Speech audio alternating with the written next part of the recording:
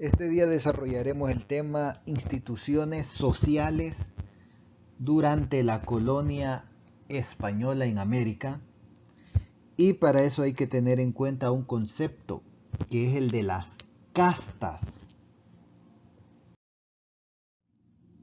¿Qué fueron las castas? Fueron una forma de clasificación de las personas, lo cual tenía aspectos racistas que España estableció en América entre el siglo XVI y siglo XIX. Razones del sistema de castas. Se buscaba imponer en las colonias un orden basado en la desigualdad étnica de las personas. Estamos hablando de aspectos puramente raciales. Funcionamiento del sistema de castas. Primero se dividía a las personas en razas y en cruzas o castas. Las personas de una raza eran aquellas que no tenían mezcla, eran gente de sangre limpia, mientras las cruzas o castas se les reconocía como de sangre manchada. Restricciones por pertenecer a una casta. Los que querían ingresar en el ejército de España debían probar su limpieza de sangre. Requerimientos similares se aplicaban para acceder a la educación superior y a las altas dignidades en la iglesia. Los derechos que le correspondían a cada persona estaban estrictamente determinados por su clasificación en el sistema de castas, considerándose superior al español peninsular, es decir, al que había nacido en España, y en el lugar más bajo al esclavo de África. Se buscó blanquear la raza para tener un mayor grado de participación en el poder político.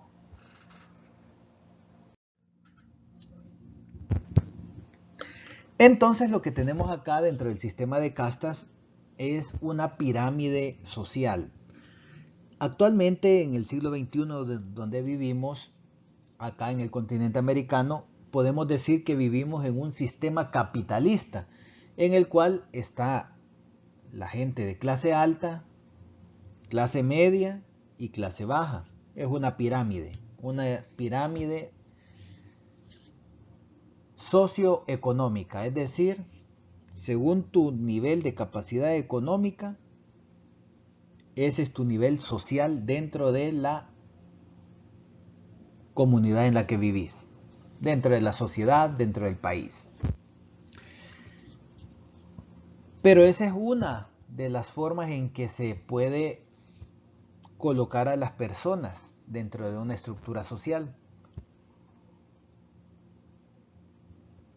En otros países se da por aspectos raciales. En el caso de Sudáfrica, por ejemplo, en Sudáfrica por muchos años se consideraba a la gente blanca como superior y a la gente afrodescendiente inferior. Entonces había una pirámide social sustentada en lo racial. Lo mismo sucedía en esta época. Estamos hablando de que en el continente americano, donde la colonia fue desarrollada por los españoles, vemos una pirámide social donde no era una estratificación sustentada en lo económico, es decir, tanto dinero tenés, tanto valés, sino que era por aspectos raciales, por aspectos de color de piel. Entonces tenemos una pirámide social donde en el primer lugar estaban los españoles que habían nacido en Europa.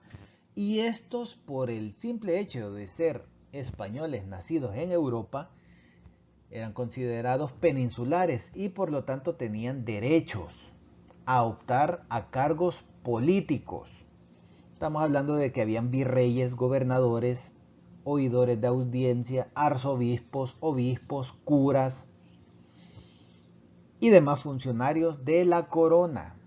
Es decir, sos blanco, sos español, y no solo eso, sino que sos blanco, sos español, que naciste en Europa, tenés todos estos privilegios. Por otro lado estaban los criollos, es decir, españoles, pero que habían nacido en el continente americano. Por lo tanto, estaban en un segundo grado de importancia con respecto a los españoles que habían nacido en Europa. A pesar de eso, estos criollos españoles blancos podían ser encomenderos, hacendados, tenían cargos en lo que ahora serían como las alcaldías, podían estar al frente de parroquias. Es el caso de varios próceres de la independencia de Centroamérica que eran sacerdotes.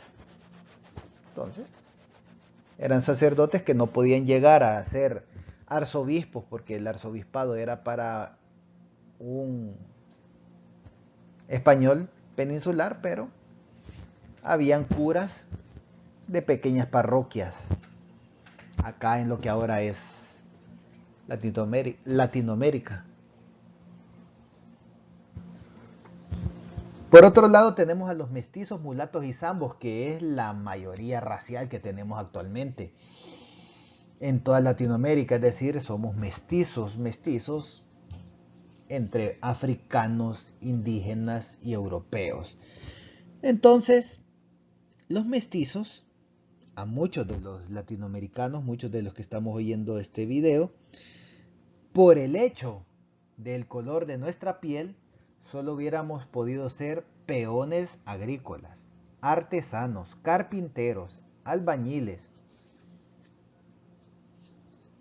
¿Y por qué? Porque estos son trabajos que no querían hacer los blancos, pero que tenían desconfianza de que lo hicieran los africanos o que lo hicieran los indígenas. ¿Por qué? Porque si usted ve, son trabajos manuales, carpinteros, albañiles. ¿Y qué significa? Que usted necesite un carpintero o un albañil. Significa que usted necesita que esa persona entre a su casa. Entonces usted no iba a dejar que entrara un indígena o un africano a su casa.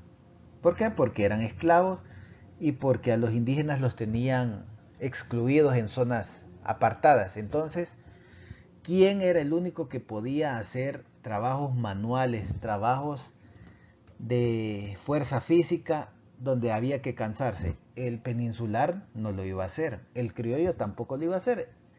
No iba a dejar entonces ni el español ni el criollo que entraran a sus casas indígenas o africanos porque eran los esclavos de alguien. Entonces, ¿a quién ponerle ese trabajo? Ese trabajo se lo dejamos a los mestizos, mulatos y zambos, que de todos modos, entre la mezcla que tienen algún porcentaje de español. Entonces los dejamos entrar. Por otro lado están los indios. Estos eran encomendados a los españoles y trabajaban en las haciendas. Significa entonces que el trabajo de los indígenas era agrícola. También el trabajo de los indígenas, o mejor dicho, la población indígena, como su vida era más que todo agrícola, esta gente vivía en sus comunidades, en sus pueblos. Usted piense en las reservas indias que Estados Unidos formó en Estados Unidos, en las reservaciones de Estados Unidos lo que vemos son la exclusión, es decir, agarrar a población, a tribus indígenas, a los Sioux, a los Cheyenne, etcétera, etcétera, y no dejar que se integren, tampoco dejar que entren a los pueblos de los blancos, sino que llevarlos lo más lejos posible, a las reservaciones.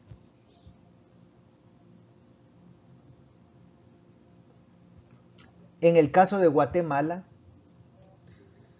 hay una gran población indígena, pero esos indígenas no los tienen en las ciudades, sino que los tienen recluidos en el campo. Entonces, usted piense, hace 300, 400 y 500 años, estos indios vivían todos hacinados en un lugar, en un pueblo. Es decir, usted tiene la ciudad, en la ciudad solo habían blancos, españoles criollos, habían mestizos que hacían el trabajo de los blancos y los indígenas estaban marginados en algún lugar lejano, en algún pueblo, no los querían estar viendo.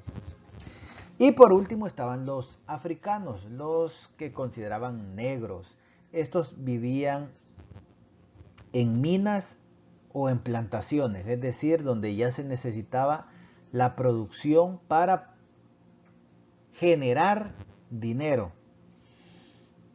Los indígenas trabajaban en la agricultura, pero era agricultura para cosechar comida, subsistencia, maíz, frijol, etc.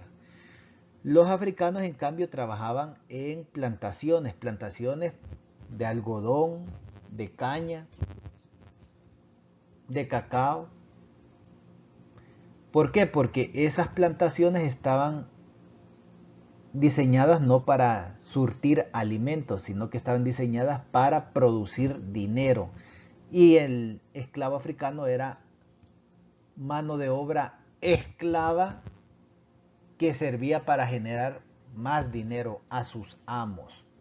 Entonces, usted analice, la mayoría de los latinoamericanos estamos en el sector intermedio, mestizos, mulatos y zambos, y por lo tanto usted que me escucha perfectamente hubiera tenido la posibilidad de ser el carpintero, el albañil, el artesano de algún criollo o de algún peninsular.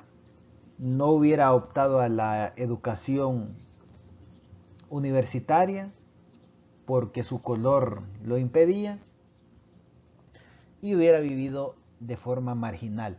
Por eso es que fue muy importante las independencias, porque al eliminar el sistema de castas se eliminó estos aspectos raciales y de 1821, 1810 que empiezan los procesos de independencia en Latinoamérica, vemos que 200 años después